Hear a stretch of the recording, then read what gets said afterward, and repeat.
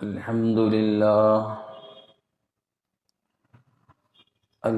لله نحمده ونستعينه ونستغفره ونؤمن به ونتوكل عليه ونعوذ بالله من شرور أنفسنا ومن سيئات أعمالنا من يهده الله فلا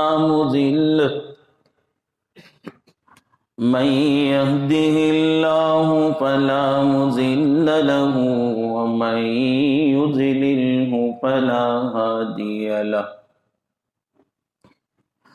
ونشهد أن لا إله إلا الله وحده لا شريك له ونشهد أن سيدنا وسندنا وحبيبنا ونبينا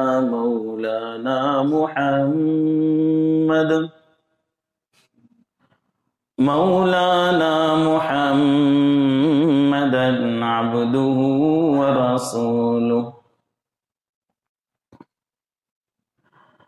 أرسله بالحق بشيرا ونذيرا وداعيا إلى الله بإذنه وسراجا منيرا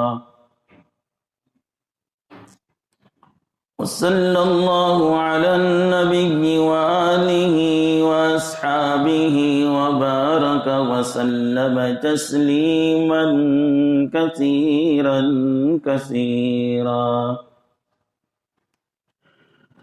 أما بعد فقد قال الله تبارك وتعالى في القرآن المجيد والفرقان الحميد أعوذ بالله من الشيطان الرجيم بسم الله الرحمن الرحيم يا أيها الذين آمنوا إذا قمتم إلى الصلاة فاغسلوا وجوهكم وأيديكم إلى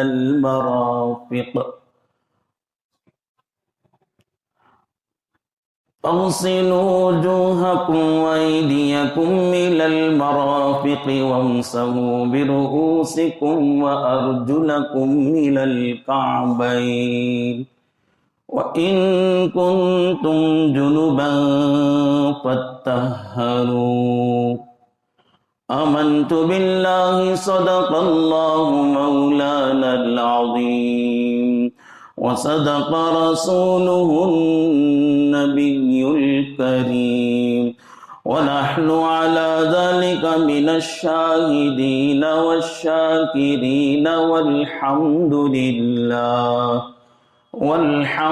لله رب العالمين.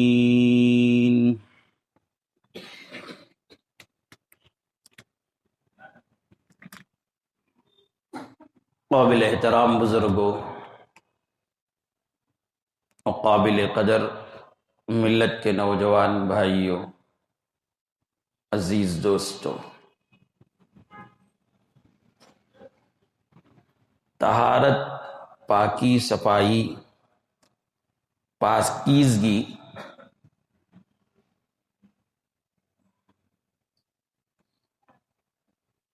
مذہب اسلام میں صرف نماز کے لیے یا قرآن کی تلاوت کے لیے یا طواف کعبہ ہی کے لیے ضروری اور شرط لازم نہیں ہے،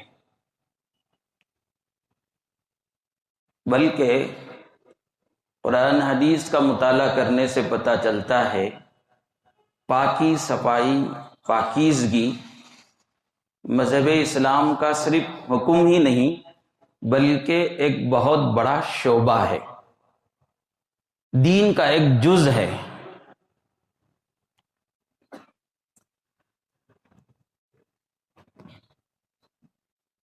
اور جو آدمی پاک صاف رہتا ہے اور اپنے ماحول کو بھی پاک صاف رکھتا ہے، اللہ رب العالمین اس سے محبت کرتے ہیں۔ اور یہ بات، اللہ محبت کرنے والی بات قرآن شریف کی ہے۔ قرآن شریف میں اللہ تعالیٰ فرماتے ہیں ان اللہ یحب التوابین ویحب المتطہرین۔ اللہ تعالیٰ وہ بندے جو گناہ کے بعد گناہوں سے توبہ کر لیتے ہیں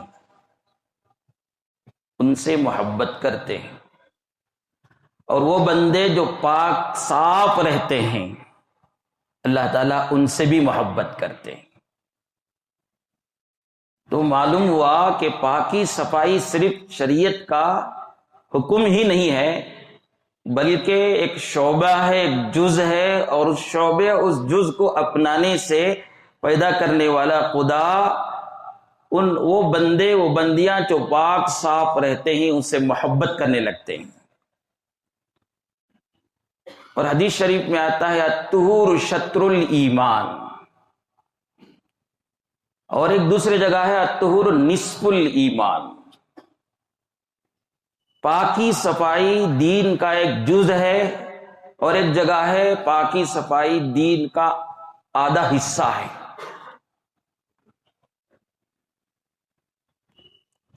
پاک صاف نہ رہنے والوں کے لیے، پاکی صفائی کا خیال نہ کرنے والوں کے لیے شریعت میں سخت سے سخت وعیدیں وارد ہوئی ہیں۔ میں ایک روایت آپ کو سناؤں، بخاری شریف کی ہے، حضرت ابن عباس رضی اللہ عنہ روایت کرتے ہیں، انہوں نے فرمایا مر النبی صلی اللہ علیہ وسلم بقبرین فقال انہما لیعذبان وما يعذبان فی کبیر اما احدہما فکان لا یستتر وفی روایت مسلم لا یستنزہ من البول واما الاخر فکان یمشی بالنمیمہ۔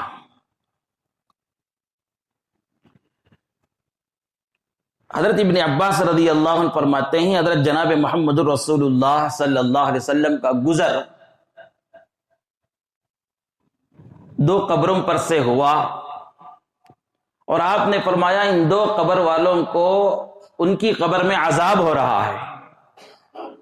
پھر آپ نے فرمایا ان دونوں کو جو عذاب ہو رہا ہے وہ کسی بڑے جرم کی وجہ سے نہیں ہے، ایسا جرم نہیں جس سے آدمی بچ نہیں سکتا، اسے بچنا بھی آسان تھا، کوئی مشکل نہیں، کوئی دشواری نہیں، اس کے باوجود وہ آدمی یہ قبر والے ان دو گناہ سے نہیں بچ رہے تھے، اس لیے ان پر عذاب قبر ہو رہا ہے۔ پھر آپ نے فرمایا ان میں سے ایک وہ آدمی ہے جو پیشاب کے چھینٹوں سے نہیں بچتا تھا، پیشاب کی گندگی سے نہیں بچتا تھا، پاک صاف نہیں رہتا تھا، اور دوسرا آدمی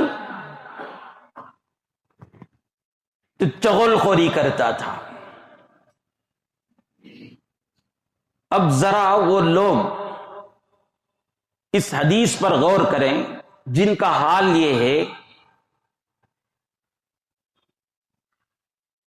وہ پاک رہتے نہیں، وہ غسل کرتے ہیں جمعے کے دن یا کسی دن تو ان کا غسل وہ سمجھتے ہیں کہ ایک دن میں 2 دن میں ٹوٹ جاتا ہے، پیشاب کی پاکی نہیں لیتے، استنجا سنت کے مطابق نہیں کرتے۔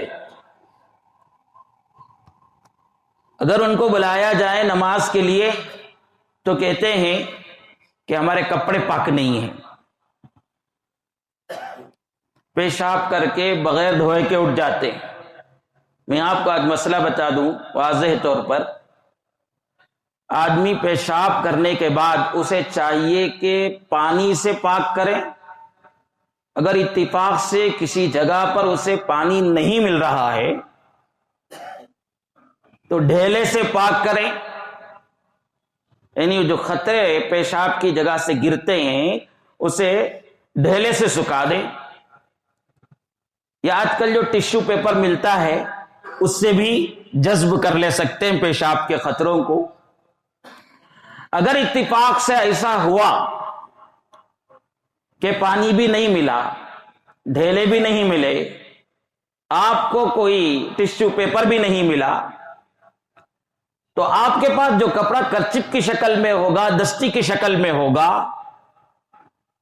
اس سے اس جگہ کے گندگی کو، پیشاب کو پوچھ لیں، بعد میں گھر میں آنے کے بعد اسے دھو لیں۔ اگر اتفاق سے کرچپ بھی نہیں ہے، دستی بھی نہیں ہے، یہ ضروری مسئلہ ہے، اس لیے میں اتنا تہ میں جا کر، گہرائی میں جا کر بات کر رہا ہوں، اور اس میں بہت سے لوگ ملوث ہیں، اس کی وجہ سے نمازیں چھوڑ دیتے ہیں، اس کی وجہ سے مسجد میں داخل نہیں ہوتے، اس کی وجہ سے جنازے میں شریک نہیں ہوتے۔ ایک غلط فہمی اور ناواقفیت کی وجہ سے۔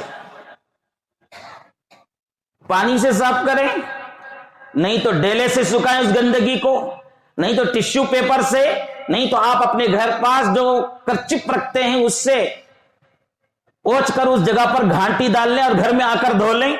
وہ بھی نہیں ہو سکا تو اپنے بدن کے کپڑے میں سے کسی حصے سے پوچھ لیں، وہ پیشاب کے قطروں کو رانوں میں یا آس پاس گرنے نہ دیں، کیونکہ اللہ کے نبی علیہ الصلوۃ والسلام نے فرمایا پیشاب کے چھینٹوں سے نہیں بچنے کی وجہ سے عذاب قبر ہوتا ہے۔ اب یہ بولو، یہ کوئی مشکل کام ہے کیا؟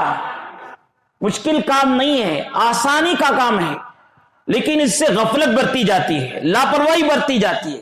بہت سے لوگ پیشاب کر کے اٹھ جاتے ہیں، سفر کی حالت میں یا کسی جگہ پر جا رہے اٹھ جاتے ہیں، اور اس کے بعد یہ سمجھتے ہیں کہ ہماری پاکی ٹوٹ گئی، اب ہمیں نماز نہیں پڑھ سکتے، اب ہم قرآن نہیں چھو سکتے، اب ہمیں مسجد میں داخل نہیں ہو سکتے، سمجھتے ہیں۔ مسئلہ میں آپ کو بتاؤں، آپ پیشاب کر کے اٹھ گئے تو اس سے وضو، اس سے کیا نہیں ہوتا ہے؟ وضو تو ٹوٹ جائے گا، غسل نہیں ٹوٹتا ہے بھائی، اس سے غسل نہیں ٹوٹتا ہے۔ آپ اتفاق سے پانی سے بھی نہیں دھوئے، کپڑے سے بھی نہیں پوچھا، ڈھیلے سے ہی پاک نہیں کیے، ویسے ہی اٹھ گئے، ایک دو خطرے ادھر ادھر پڑ گئے، تو آپ گھر میں آنے کے بعد ناف سے لے کر نیچے تک کا حصہ دھو لے کر، وہ کپڑا جو پیجامہ پہنے تھے یا پینٹ پہنے تھے، جو لنگی پہنے تھے، اسے نکال کر دوسرا کپڑا پہن کر نماز کو آ سکتے ہیں۔ غسل کی ضرورت نہیں ہے، سمجھے؟ غسل کن کن چیزوں سے واجب ہوتا ہے میں ابھی آپ کو بتاتا ہوں، وہی آج کا میرا موضوع ہے، لیکن اس سے پہلے سمجھ لیں کہ یہ جو سمجھتے ہیں کہ اس کی وجہ سے وضو ٹوٹ جاتا ہے، اس کی وجہ سے غسل ٹوٹ جاتا ہے، نہیں ٹوٹتا ہے۔ اتنی جگہ کا حصہ دھو لے کر، صرف کپڑا بدلا لے کر، نہیں کپڑا بھی نہیں ہے تو وہ جگہ جہاں پر خطرے پڑے اسے دھو لے کر نماز کو آ سکتے ہیں۔ اب اس کی وجہ سے نماز کو چھوڑ دینا، اس کی وجہ سے مسجد میں داخل نہیں ہونا، کتنی بڑی معلومی کی بات ہے۔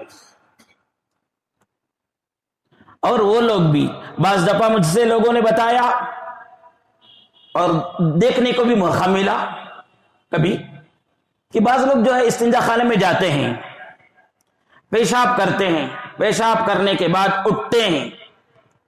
یہ غیر ضروری باتیں نہ سمجھو بھائی، یہ ضروری باتیں۔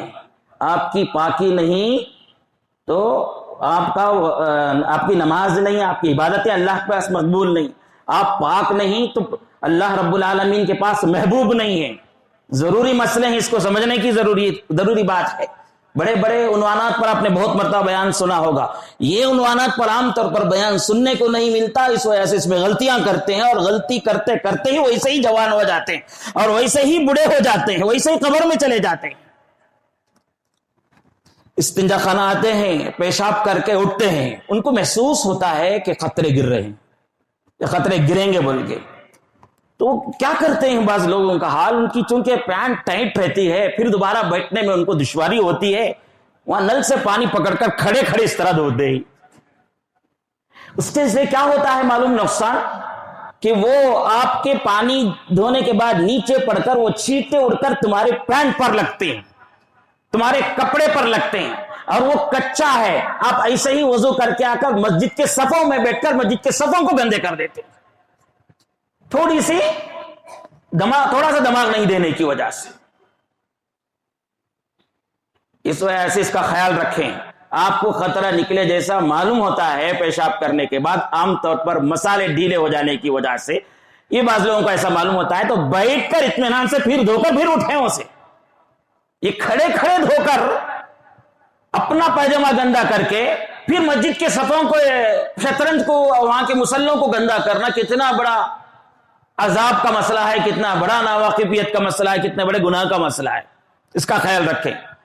تو ناپاکی کی وجہ سے عذاب قبر ہوتا ہے. تو ذرا سوچیں ان لوگوں کے بارے میں بھی جن کا حال یہ ہے کہ جن کو غسل واجب ہو جانے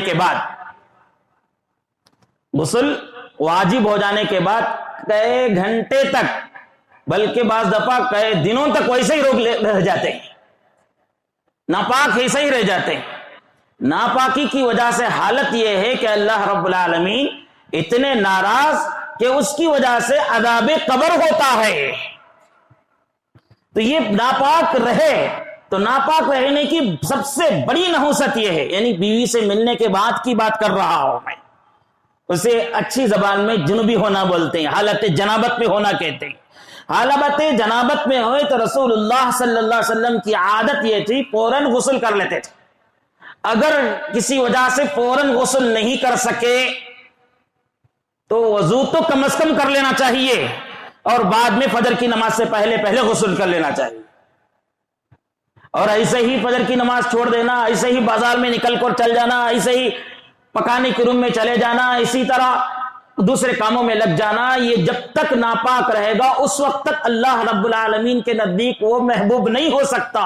سب سے بڑی نحوست کی بات یہ ہے کہ وہ ناپاک آدمی نماز نہیں پڑھ سکتا، وہ آدمی مسجد میں داخل نہیں ہو سکتا، اور وہ آدمی قرآن کی تلاوت نہیں کر سکتا.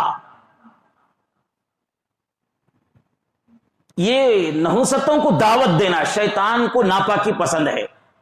جنات جو خبیث ہیں، برے ہیں، ان کو ناپاکی پسند ہے. آدمی بیوی سے ملنے کے بعد، ہم بستری کرنے کے بعد ناپاک ویسے ہی رہتا ہے تو بہت ممکن ہے ان پر جنات کا حملہ ہو، شیاطین کا حملہ ہو. کتنے دفعہ ایسا ہوتا ہے، لوگ کہتے ہیں کہ اچھا تھا کر کے اچانک اس کے اوپر ایسے جنات سوار ہو گئے. ناپاک تھا، گندا تھا. اور شیاطین کو جنات میں جیسے جو خبیث ہیں، جو برے ہیں، ان کو ناپاکی کی حالت پسند ہے. وہ قبضہ کر کے بیٹھ گئے تمہارے جسم میں، وہ سنتا رہے گا ناپاکی کی. تو ہمارے مذہب میں یہ کہا گیا پاکی صفائی صرف نماز کے لیے، صرف قرآن کی تلاوت کے لیے، اور صرف طواف کعبہ ہی کے لیے شرط لازم نہیں ہے، بلکہ دین کا جز ہے.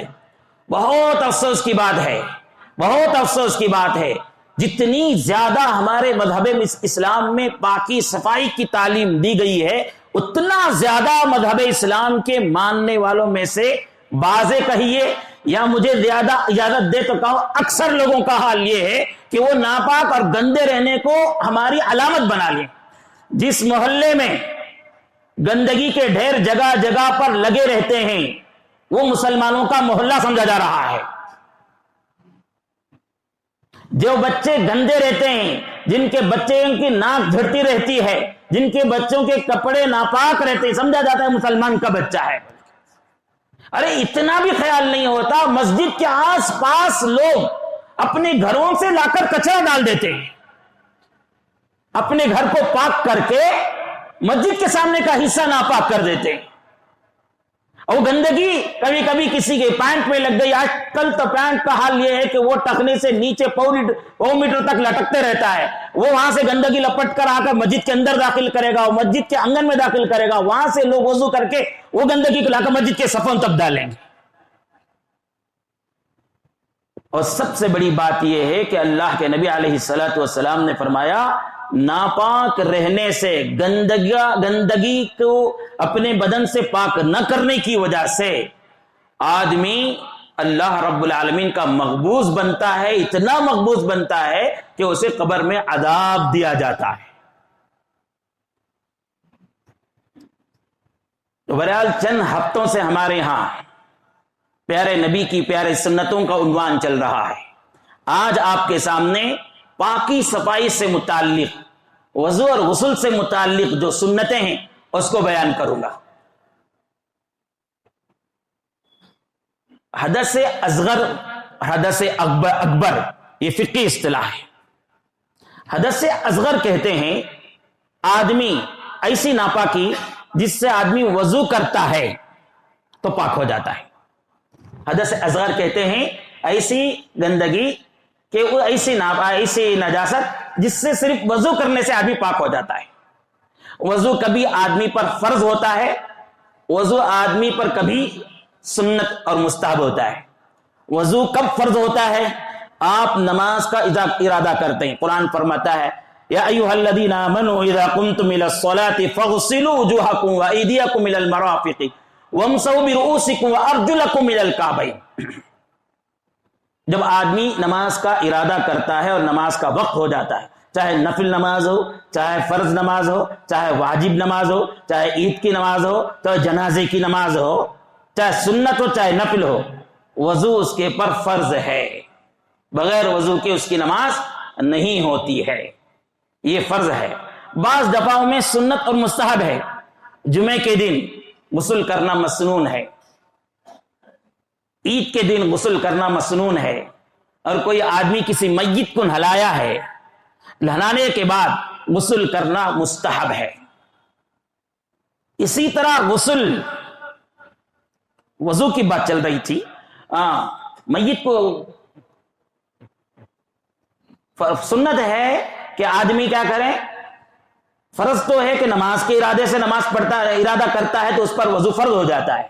اور مسنون وضو کب ہے؟ آدمی جب اسے ابھی نماز اس کے اوپر فرض نہیں ہوئی، اس کے باوجود وہ باوضو رہتا ہے تو اسے باوضو رہنا، وضو کرنا مسنون ہے، مستحب ہے۔ اسی طرح سونے کے لیے جاتا ہے تو سونے کے لیے جاتا ہے تو بھی اس کے لیے وضو کرنا مسنون اور مستحب ہے۔ جب تک وہ وضو سے رہے گا اس سے فرشتوں کے ذریعہ اس کی حفاظت ہوتی رہے گی۔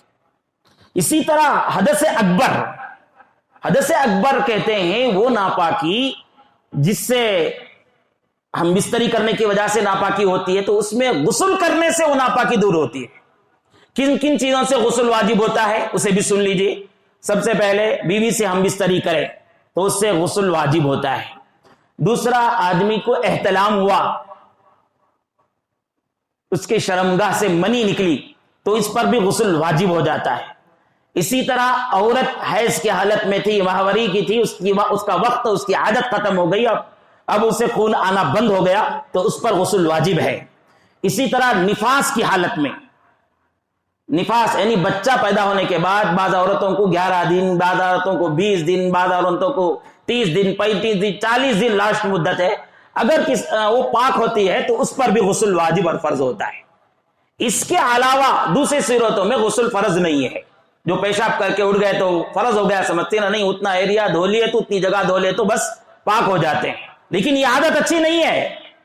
میں ایسا کرنے کے لیے آپ کو چھوٹ نہیں دے رہا ہوں، بلکہ اس کی وجہ سے لوگ ہیلا بنا کر نماز چھوڑ رہے ہیں تو ان کے لیے کہہ رہا ہوں۔ اسی طرح غسل جو ہے بعض دفعہ میں سنت ہے اور مسنون ہے۔ جمعے کے دن مسنون ہے، عید کے دن مسنون ہے، میت کو نہلانے کے بعد غسل کرنا مسنون ہے۔ یہ وضو اور غسل کی سنتیں میں آپ کو بیان کر دوں آج۔ وضو کی پہلی سنت، آدمی نیت کریں۔ میں وضو کرتا ہوں بلکہ نیت کریں۔ جب آدمی اہتمام کے ساتھ نیت کرتا ہے، بہت سے لوگ کہتے ہیں کہ ہم نماز میں آتے ہیں، نماز میں کھڑتے ہیں، دھیان نہیں بنتا ہے، ہمارا دماغ ادھر ادھر جاتا ہے۔ کیسے بھی دھیان بنے گا نماز میں؟ ہم موبائل میں بات کرتے کرتے مسجد کے اندر داخل ہو گئے، اب وضو کرتے کرتے بات کرتے کرتے جلدی جلدی وضو کر کے آ گئے تو کہاں سے نماز میں دھیان بنے گا؟ اس کے کچھ آداب ہیں، ان کی رعایت کر کے آؤ۔ نبی صلی اللہ علیہ وسلم گھر سے نکلتے تو دعا کر کے نکلتے تھے، اللہم احسن وقوفی بین یدیک، یا اللہ مجھے تیرے سامنے کھڑنے کے آداب سکھا دے، یہ دعا کر کے نکلتے تھے۔ اب مسجد میں آئے، دعا پڑھ کے داخل ہوئے، اللہم افتح لی ابواب رحمتک، پھر اب وضو کر رہے ہیں مسجد میں یا گھر میں، نیت کریں میں نماز کے لیے وضو کر رہا ہوں۔ تو ہمارا آدھا پونا دہن یہاں ہی سے ہی نماز کے لیے لگ گیا. اس کے بعد بسم اللہ الرحمن الرحیم پڑھیں. میں آپ کو بسم اللہ کی ایک روایت سنا دوں جس پر عمل تو بہت آسان لیکن اجر بہت بڑا ہے. اور وہ عمل بھی اتنا آسان ہے کہ ہر مسلمان کر سکتا ہے. پڑھا لکھا بھی کر سکتا ہے, جو پڑھا ہوا نہیں ہے وہ بھی کر سکتا ہے. دیکھیے حضرت ابو ہریرہ رضی اللہ عنہ روایت کرتے ہیں, رسول اللہ صلی اللہ علیہ وسلم نے فرمایا, یا ابا ہریرہ اذا توضعت فقل بسم اللہ والحمد للہ فإن حفاظتك لا تبرأ تكتب لك الحسنات حتى تحدث من ذلك الوضوء. رسول اللہ صلی اللہ علیہ وسلم ابو ہریرہ رضی اللہ عنہ سے فرماتے ہیں, ابو ہریرہ جب تم وضو کرتے ہو تو بسم اللہ کے ساتھ ساتھ الحمدللہ کہہ لو. یہ کوئی مشکل کام ہے کیا؟ اس کے لیے کوئی زیادہ پڑھے لکھے آدمی ہونا کیا؟ صرف کیا ہے, بسم اللہ کے ساتھ الحمدللہ کہہ لو. ذرا توجہ کے ساتھ, فائدہ کیا ہوگا؟ اللہ کے نبی علیہ الصلوۃ والسلام نے فرمایا فإن حفاظتك, تمہارے کرامن کاتبین جو ہر انسان کے ساتھ اس کے دائیں بائیں جانب ہوتے ہیں, دائیں جانب کے فرشتے نامہ اعمال میں نیکیاں لکھتے ہیں, بائیں جانب کے فرشتے آدمی کے گناہ لکھتے ہیں. تو ان کے بارے میں نبی صلی اللہ علیہ وسلم نے فرمایا کہ وہ تمہارے بسم اللہ اور الحمدللہ کہنے کی وجہ سے جب تک تم باوضو رہے گے تمہارے نیکیاں لکھنے والا فرشتہ نیکیاں لکھتا رہے گا. جب تک تم باوضو رہے گے, آدھا گھنٹہ باوضو رہے, 1 گھنٹہ باوضو رہے, 2 گھنٹہ باوضو رہے, فرشتے کو حکم ہے کہ یہ بندہ بسم اللہ اور الحمدللہ کہہ کر وضو کیا ہے, اس وجہ سے اس کے نیکیاں لکھتے رہو. جب اس کا وضو ٹوٹتا ہے تب فرشتہ اپنا قلم بند کرتا ہے. اس لیے وضو کرتے وقت ذرا بسم اللہ اور الحمدللہ کہہ کر وضو کریں. دونوں ہاتھ گٹوں تک 3 بار دھوئیں. یہ وضو کی بات اس لیے میں تاکید سے کر رہا ہوں, بہت سے لوگوں کا حال یہ ہے کہ وضو کرتے ہیں جلدی جلدی وضو کرتے ہیں, جلدی جلدی وضو کرتے ہیں. وضو کرتے وقت کبھی کونی سوکھی رہ جاتی ہے, کبھی کبھی چہرے کا بعض حصہ سوکھا رہ جاتا ہے, بعض دفعہ پاؤں کا ٹخنے کا بعض حصہ سوکھا رہ جاتا ہے, ہوش ہی نہیں رہتی, جلدی جلدی وضو کر کے آ گئے, وضو نہیں ہوا. وضو نہیں ہونے سے کیا ہوا؟ نماز بھی نہیں ہوئی اس کی, اور زمانے سے نماز پڑھ رہا ہے اور ایسی ہی وضو کر رہا ہے. اس لیے وضو کرنے والے ذرا سنت کے مطابق وضو کر لیں, انشاءاللہ ان کا وضو مکمل ہوگا. وضو مکمل ہوگا تو نماز مکمل ہوگی. سب سے پہلی بات نیت کریں, بسم اللہ اور الحمدللہ پڑھیں, دونوں ہاتھ گٹوں تک 3 بار دھوئیں. اس کے بعد چوتھا مسواک کریں. مسواک کی فضیلت میں گزشتہ جمعہ سے پہلے جمعہ بول دیا. مختصر یہ ہے کہ اللہ رب العالمین وفات کے وقت اسے کلمہ نصیب فرماتے ہیں. 5واں 3 بار کلی کریں. 6واں 3 بار ناک میں پانی ڈالیں. 7واں ہر عضو کو 3 بار دھوئیں. 8واں 1 بار پورے سر کا مسح کریں. سر کا مسح کرنے کا طریقہ دیکھ لیجئے, یہاں سے پیشانی سے شروع کریں, ایسا ہاتھ بنا لیں 3 انگلیاں, اور ایک انگلی ایسی کھڑا کر لیں, ایک انگوٹا ایسا کھڑا کر لیں, یہاں سے شروع کریں. اس طرح پوری طرح سے ایسا لے کر جائیں, کہاں تک؟ گدی تک لے جائیں. پھر یہ حصہ جو ہے نا اسے ایسا واپس لائیں, اس طرح واپس لائیں. اب یہ انگلیاں جو ہے نا وہ کان مر ڈالیں, انگوٹا جو ہے کان کے پیچھے کریں, کان کا مسح کریں. یہ مسح کرنے کا طریقہ, 1 مرتبہ مکمل سر کا مسح کریں, کانوں کا مسح کریں, داڑھی کا خلال کریں. جلدی جلدی کرتے ہی پانی اگر اندر تک نہیں جاتا ہے تو درست نہیں ہے, اندر تک پانی پہنچائیں, داڑھی کا خلال کریں. ہاتھ پاؤں کی انگلیوں کا خلال کریں, ہاتھ پاؤں کے انگلیوں کا خلال کریں. ترتیب سے وضو کریں. پہلے ہاتھ دھوئیں, بعد میں کلی کریں, بعد میں ناک میں پانی ڈالیں, بعد میں چہرہ دھوئیں, بعد میں دونوں ہاتھ کوہنیوں تک دھوئیں, اس کے بعد سر کا مسح کریں, بعد میں پیر دھوئیں. آنے کے فوراً بعد لوگوں کو دیکھا پہلے پیر دھوتے رہتے, نل کھول کے پہلے پیر دھوتے رہتے. یہ مسنون طریقے کے خلاف ہے. نبی صلی اللہ علیہ وسلم نے وضو کرنے کا طریقہ ایسا نہیں سکھایا. اب پیدر پہ وضو کریں. پیدر پہ وضو کرنے کا مطلب یہ ہے کہ ایک عضو سوکھنے سے پہلے دوسرا دے لیں. یہ وضو کا طریقہ ہے. وضو اس طرح کریں, انشاءاللہ وضو درست ہوگا تو نماز درست ہوگی. ساتھ میں غسل کا بھی سن لیں غسل کا طریقہ، دونوں ہاتھ پہلے گٹوں تک دھوئیں، کون سا بھی غسل ہو، واجب غسل، فرض غسل، مسنون غسل، اس کے لیے سنت یہ ہے دونوں ہاتھ پہلے گٹوں تک دھوئیں، اس کے بعد استنجا کریں۔ استنجا کا مطلب یہ ہے کہ بدن میں جس جگہ پر پہلے پیشاب پاخانہ آتا ہے اس سے فارغ ہو جائیں، بدن میں جس جگہ پر نجاست لگی ہے اسے پہلے دھو لیں۔ اگر بدن میں لگی ہے نجاست ویسے ہی پانی ڈالیں گے تو اتر کر نیچے تک جائے گا، اور جو کپڑا لگا ہے پہن کر نہا رہے ہیں اس میں لگے گا، اس لیے نبی صلی اللہ علیہ وسلم نے سکھایا پہلے جس جگہ پر بدن میں ناپاکی لگی ہے، منی کے قطرات لگے ہیں یا کوئی دوسرا حصہ لگا ہے، دوسری کوئی نجاست لگے، پہلے اس جگہ پر دھو لیں۔ اس کے بعد پیشاب پاخانہ کی جگہ میں گندگی لگی ہو تو بھی دھوئیں، اگر لگی نہیں لگی ہے تو بھی دھوئیں۔ یہ الفاظ موجود ہیں کتابوں میں، مسنون کتابوں میں، گندگی لگی ہے تو بھی دھوئیں، نہیں لگی ہے تو بھی اسے صاف کر لیں پہلے۔ اس کے بعد پوری طرح سے اس کے بعد نیت کریں، کیا کر کے یا اللہ میں پاکی حاصل کرتا ہوں، ناپاکی دور کرتا ہوں۔ اس کے بعد وضو کریں، مکمل وضو کریں۔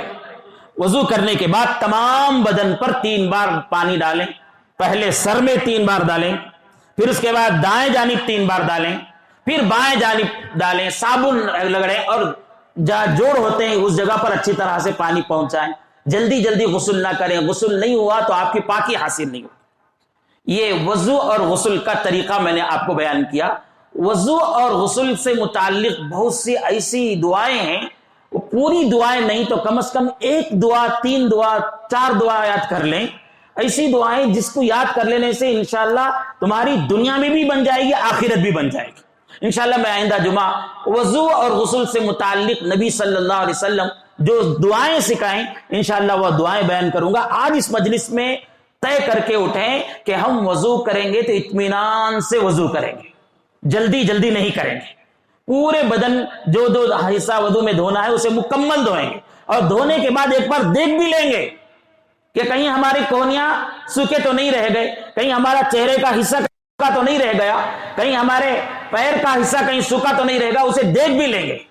اور غسل بھی کریں گے تو مکمل طریقے سے غسل کریں گے۔ اور وہ لوگ جو سمجھ رہے تھے پیشاب کر کے اٹھ جانے سے وضو ٹوٹ جاتا ہے اور اس کی وجہ سے نمازیں کئی دن کے چھوڑ دیتے تھے، وہ آج کی اس مجلس میں سن لیں پیشاب کر کے اٹھنا درست نہیں ہے۔ پیشاب کر کے پہلے پانی سے دھوئیں، پانی نہیں تو ڈھیلے سے دھوئیں، نہیں تو کسی کپڑے سے سکھائیں، نہیں تو ٹشو پیپر سے دھوئیں۔ وہ بھی نہیں ہوا اگر اتفاق سے اٹھ گئے، آخری مجلس ہے، آخری میں ایسے ہی لوگ آتے ہیں، اس لیے کہہ رہا ہوں کہ اگر ایسے ہی اٹھ گئے کسی وجہ سے تو 1-2 پیشاب کے قطرے بدن کے کسی حصے میں لگ گئے، کپڑے میں لگ گئے ہیں، تو اس سے تمہارا غسل نہیں ٹوٹتا ہے، اس سے تمہارا غسل نہیں ٹوٹتا ہے۔ اس کی وجہ سے نمازیں نہ چھوڑیں، بلکہ مسجد کے حمام میں یا مسجد کے لیٹرین میں یا آپ گھر میں ہیں تو بہت بہتر ہے گھر میں جا کر وہ حصہ دھو کر جہاں پیشاب کے قطرے لگ گئے تھے، وہ کپڑے میں جہاں پر لگ گئے تو اسے دھو کر